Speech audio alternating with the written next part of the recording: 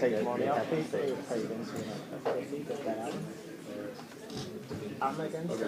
Thank you everyone for coming.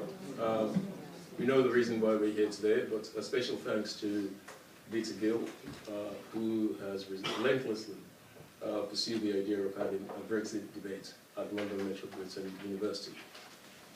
So can we please do a round of applause for Dita Gill?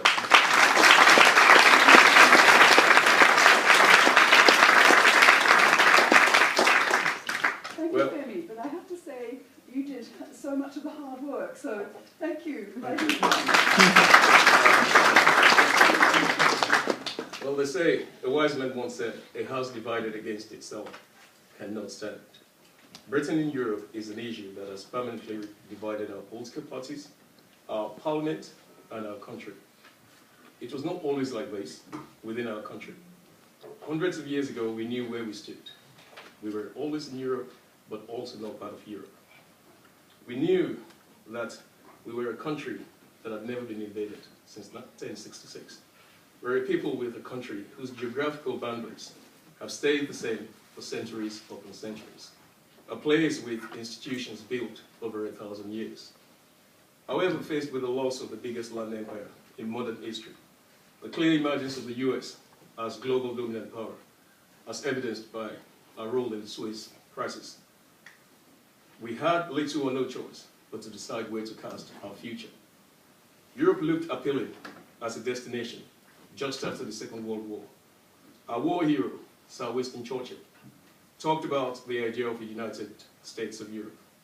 We followed suit by signing the Treaty of London and created the Council of Europe. We discussed the European Defence Community and helped create the Western European Union. However, when called upon by the French and the Germans to join in binding still the material for creating weapons of war, material that scared the French of a future war with the Germans, and called together in a supranational organization, Britain developed cold feet, from which some would say we have yet to fully recover.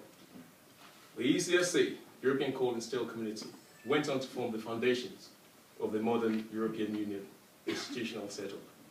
We were around the table during the formation of the European Economic Community, but its supernatural approach was a big issue, and still is, for our decision makers. However, the issue did not go away. For decades later, both political parties switched positions, and ordinary citizens switched positions as well. And this led, in 1975, to our first national referendum. Although the victory for the Remain side in that year referendum was in the ratio of 2 to 1, it is safe to say that not all those who were around 41 years ago thought that that referendum put an end to the issue of Britain in Europe. The judicialization of British politics by the European courts, particularly in Van Gendelus and Kosterinen, cases which clearly state the supremacy of EC law over primary laws, were not fully understood by Parliament and by the country as a whole. For those of us who will be around, still be here in 41 years' time, and I count myself as one, we cannot confidently say that the outcome of our third national referendum on 23rd of June will finally put to bed the thorny issue of Britain in Europe. For we are yet to fully grasp the role of sovereignty in a world that gets smaller each day. We live in an interconnected and interdependent world. We experience the world daily through the use of modern technology. We feel the impact of terrorist acts thousands of miles away, close to home, and experience revolutions and uprisings in faraway land as if they were happening in our back gardens. Even though we don't use the euro in Britain, some of us hardly carry pound sterling in our wallets and leave it to Visa and MasterCard, two US companies, to determine how to pay for our transactions. Despite our interconnectedness and interdependency, sovereignty still matters. For everything that determines the future, the shape of a man's life, has to do with the platform provided by the decision of national governments. The issue of Britain is not one entirely left to our national government. It is a concern for all of us, a concern that is beyond political affiliations. As a result, no matter how hostile our politics may be towards each other. On this issue alone, we all think we are fighting for the future of our country, for the future of those too young to vote in the referendum, and for the future of those who are yet to be born. So we should be grateful that we live in a society that allows us to have this debate in a civil manner. That is why we have here today Right Honourable John Redwood, Member of Parliament since 1987. Mr. Redwood served in government as Minister for Corporate Affairs, Minister of State for Local Government, and for Secretary of State for Wales. Mr. Redwood is adept at singing the Welsh national anthem. In opposition, Mr. Redwood served as Shadow Secretary of State for Trade and Industry, Shadow Secretary for the Environment, Transport and Regions, and as expected, Shadow Secretary of State for Deregulation. Mr. Redwood is a great intellectual, a man of great convictions. And Britain will do more by having more politicians with convictions. We're grateful to you for being here, sir, Mr. Redwood. Thank you very much. Beside Stephen Timms, on his left, is Dr. Creagh, the Member of Parliament for Wakefield.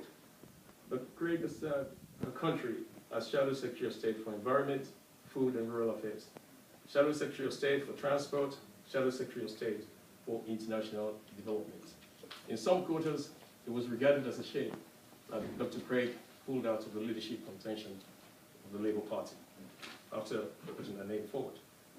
Our chair today is Stephen Timms, who entered Parliament in 1994. He is the Member of Parliament for Eastern. Stephen has served his country in many roles, including being Minister of State for Schools, Minister of State for Pensions, Financial Secretary to the Treasury, and in Tony Blair's government as Chief Secretary to the Treasury. Stephen is a remarkable man and a remarkable servant of our country. He nearly lost his life when he was stabbed while holding a surgery for constituents dealing with their problems. And we're very grateful to you, Stephen. We're lucky to have you here today, and thank you for honoring our invitation. And I'll leave the floor open to you. Thank you all.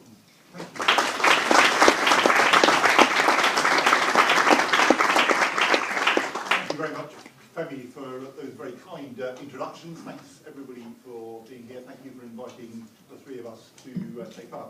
We're going to go straight into the discussion. John is going to be the first speaker, arguing for the out camp. Then Mary will speak, arguing for the in, for the remain camp, and then we'll go straight into discussion. So, John, the floor is yours. Good afternoon, ladies and gentlemen. I want the United Kingdom to be more prosperous. I want us to be more free. I want us to be more democratic. And to achieve each of those important aims, I think we need to leave the European Union. We have no wish to leave Europe. It is our continent. We are very proud of many of its achievements. We like its culture, its languages, its people. And the day after we voted to leave, we will still be good Europeans. I would submit we will be better Europeans because we'll be out of their way. We won't be trying to hold them back. We won't be able to stop them with their political union anymore in the way that successive governments have been trying to do. And we can let them try and make a success of their euro currency, which is now at the very heart of the European Union project. I don't think you can really belong to a club, as it's often called. It is actually a supranational set of institutions on the road to becoming a superstate, if you don't join in fully. And the United Kingdom is saying we don't want to join the single currency, the central part of the project. The United Kingdom is saying we do not wish to join the Schengen area of common frontiers to fully reflect the belief in completely free movement of people. Again, a central part of the whole project. And if you check after this debate on the European Union website, you will find there, last summer, they published a very important manifesto or blueprint called the Five Presidents' Report. And this sets out in detail and in high-level principle what the most powerful men in the European Union, the five presidents of the institutions of the European Union, wish to see happen in the next 5 years. And they wish to have something they call political union. They wish to have a European treasury. They wish to have a much bigger common European budget. I know that my electors and many of my fellow countrymen and women are not up to having a much bigger European budget where we have to contribute a lot more money. They're not up to having even more of our laws dictated by votes in Brussels which we have probably lost or are not able to influence sufficiently, and do not wish to join a common frontiers area with all the migrations and movements that